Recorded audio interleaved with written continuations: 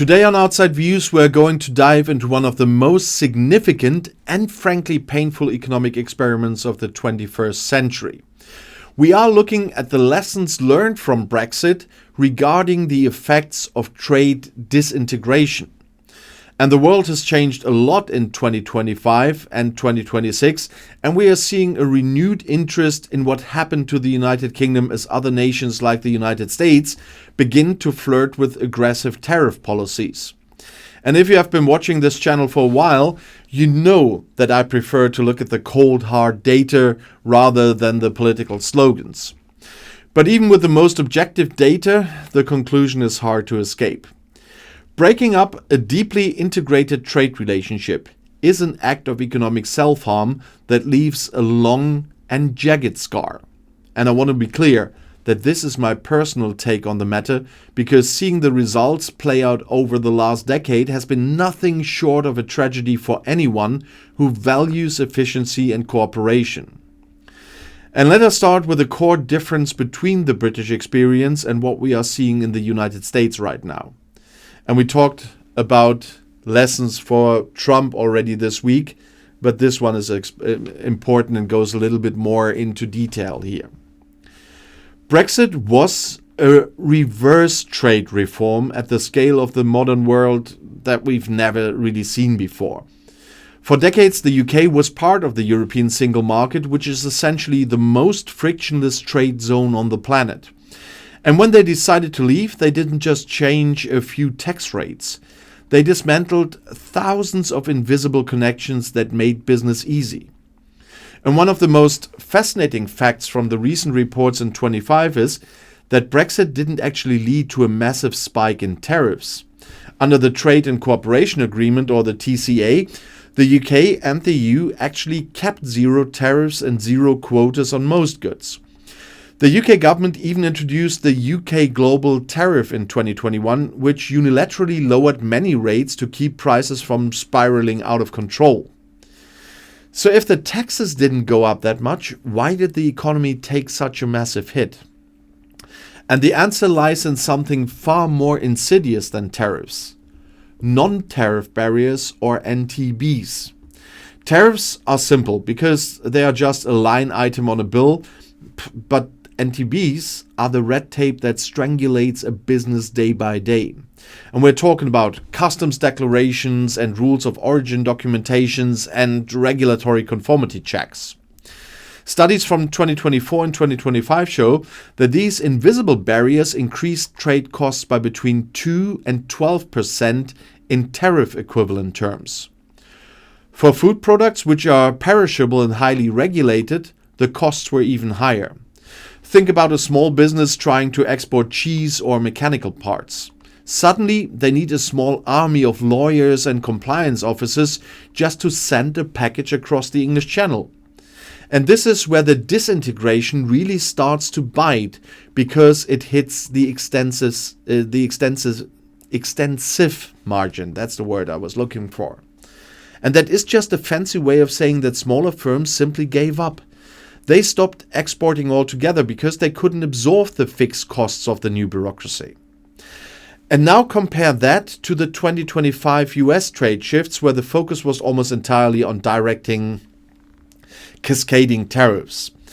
In April 2025, the US implemented reciprocal tariffs that pushed their effective rate up to over 14%. The US moved fast and aggressively, while the UK's disintegration was a slow and agonizing multi-year negotiation. But here's the lesson that both countries are learning. Trade policy uncertainty is an absolute killer for investment. In the UK, the uncertainty rose sharply in 2016 and stayed elevated through the transition period and beyond. And when businesses don't know what the rules will be in 6 months, they don't build new factories and they don't hire new staff. They sit on their cash and wait. By 2025, it was estimated that Brexit has reduced UK business investment by a staggering 12 to 18% compared to what it would have been if they stayed.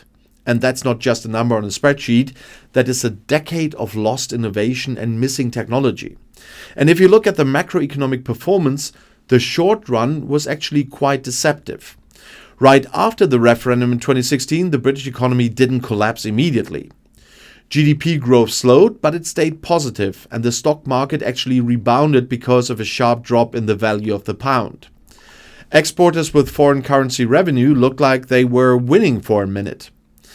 But as we look back from 2026, we can see that this initial optimism was a complete mirage.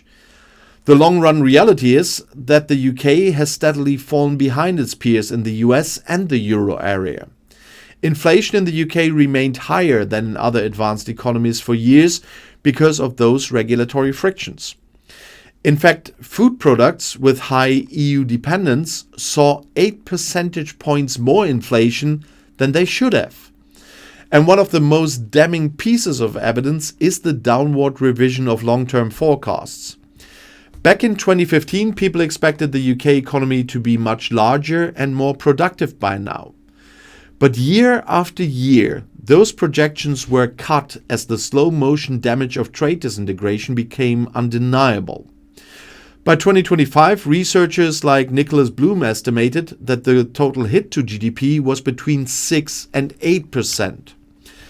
To put that in perspective, that is about £2,300 per person every single year that has just vanished. And the productivity growth in the UK has been among the lowest in the G7 since 2016. Firms have diverted their best management talent away from growth and toward contingency planning for new trade barriers. And instead of inventing new products, managers were spent hours every week figuring out how to navigate customs paperwork. And it wasn't just goods. The services sector took a massive hit as well. The UK lost its financial passporting, which allowed banks to serve the whole continent from London. Professional services like legal and architectural firms lost their mutual recognition of qualifications. And some firms even moved their investments out of the UK and into the EU just to keep their market access. And this is capital leaving the country to create jobs elsewhere. And I know that some Brexiteers will now say the city is still very much we're still world leading in finances. What they always ignore is that there are still transitional periods running at the moment, and they will end. Brexit has not ended. We don't even see the full Brexit yet. The transitional period will be over, and then we talk about euro clearing, and that will be another massive hit for UK services. But what we've learned from this reverse trade reform is that disintegration is not just the opposite of integration. It's a chaotic and asymmetric process where the costs accumulate gradually but relentlessly. It takes a long time for the full damage to show through because supply chains are hard to move and transitional periods are running. But once they do move, they don't come back easily. The global trade policy uncertainty reached an all-time high in April 2025, and the UK experience was the canary in the coal mine. It showed that you cannot simply replace a deep partnership with a series of shallow bilateral deals and expect the same results. The new trade deals the UK did sign, like the ones with Japan or Australia, are projected to add maybe 0.1% to GDP. Compare that to a 6 to 8% loss from leaving the EU, and the math is just embarrassing. It's like burning down your house and then bragging about the nice campfire you've made. And as an observer from the outside, I find it heartbreaking to see such a productive and creative nation hobble itself this way. And the lesson for the rest of the world is that trade barriers are a tax on your own people and your own future. Whether it's tariffs in the US or non-tariff barriers in the UK, the result is the same: higher prices and lower growth. Disintegration is a luxury that no modern economy can really afford in the long term. And the most tragic part is that the people who suffer the most are the ones who were promised that things would get better. We have a decade of data now, and the verdict is in. Trade disintegration is a path to a smaller and poorer and less influential future. And I hope that other nations looking at the British model, they do realize it is actually a cautionary tale rather than a blueprint. And the numbers don't lie, even if the politicians do. So next time you hear someone talking about the benefits of raising walls, remember the empty space where the UK's growth used to be. And that is the real cost of going it alone.